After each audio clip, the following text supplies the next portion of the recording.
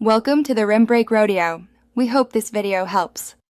You begin by making sure tracking is already collecting the right signals.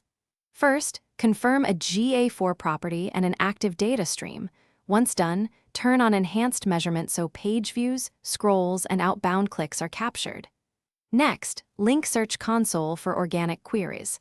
Then define 3 to 5 market research goals, audience segments, content gaps, conversion behavior, and map each goal to specific events or page paths so data answers those questions directly. Now you move into analysis. Start by creating custom audiences and comparison groups to isolate customer types. Make sure to save them for reuse. Use explorations, funnel, path, and cohort reports to uncover user journeys and retention patterns. Add UTM tags and custom dimensions for campaign and product-level attribution so you can segment by source, term, or feature. As you interpret results, pivot between metrics like engagement rate, conversion rate, and average revenue per user to understand what drives value.